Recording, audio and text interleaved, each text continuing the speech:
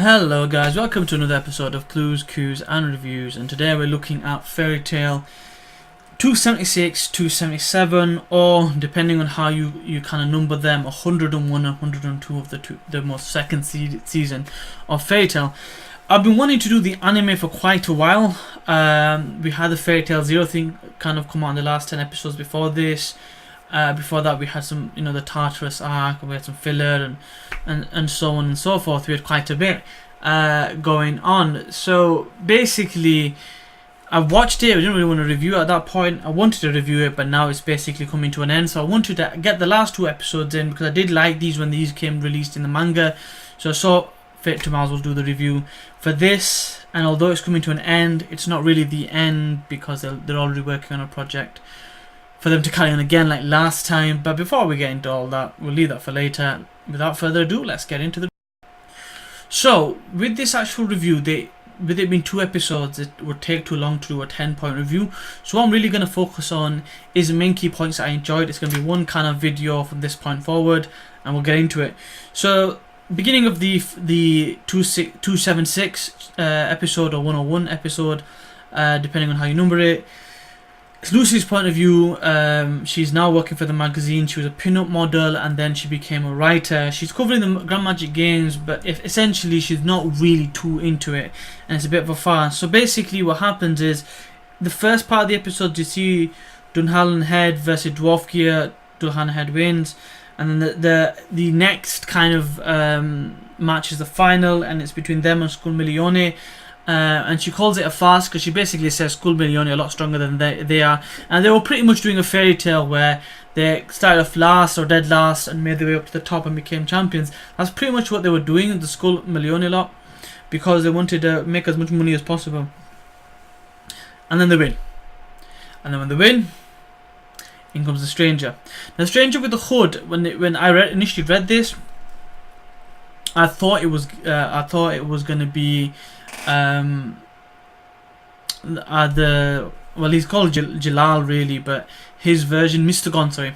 I thought it would be Mr. Gon when I read this in the manga, but obviously knowing better now, he turns out to be Natsu. And Natsu basically burns up the stadium, practically melting everything. The stadium, clothes, hair, everything is pretty much gone in his wake, and he basically wipes the floor with everybody, the winning guild, people that wanted to fight. He basically beats everyone, and that's how the episode ends.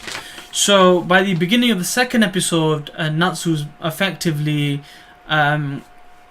incarcerated, but they set him free because he's friends with the king and the princess, really, so that wasn't ever gonna change anything.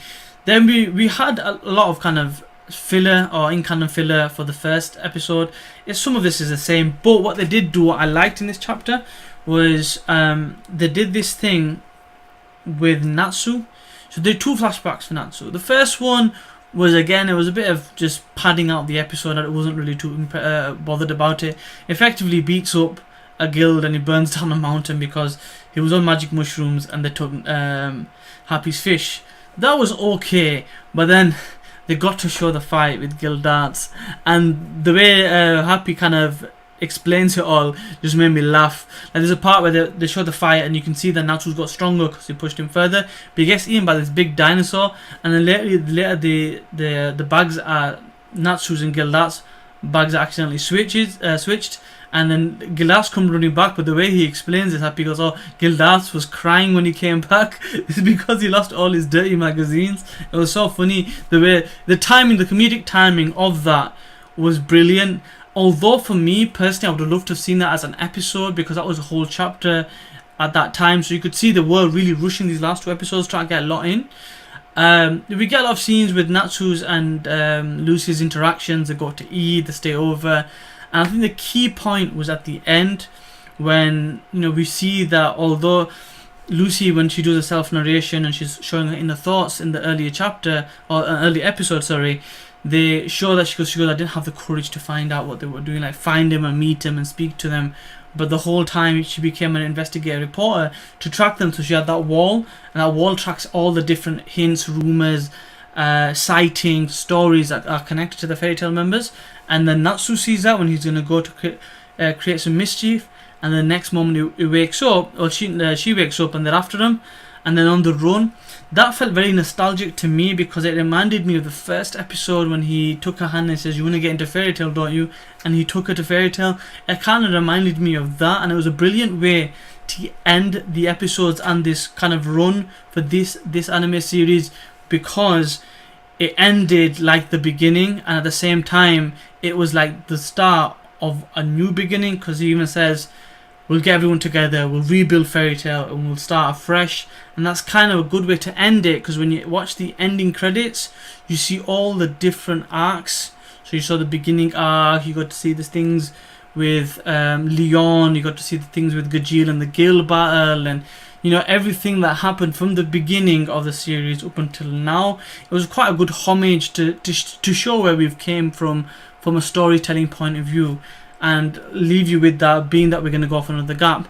So when the anime came back in 2014, I believe it was, this is the 102nd episode, so it's been running for 2 years.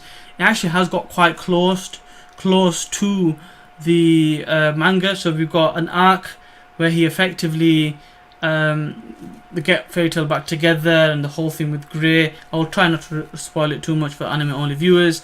And then we've got this arc that they're in now, and apparently there's going to be at least 2 more arcs after this, from what a subscriber has told me. I haven't seen a link for that, but I can take his word on that, or her word on that. I'm not sure, actually. I need to double check if it was a he or a she. But anyway, a good way to end the chapter. I'm not really going to rate it, because from a nostalgic point of view and from a fan, I'm a bit disappointed that it is coming to an end, but I can understand the reasonings.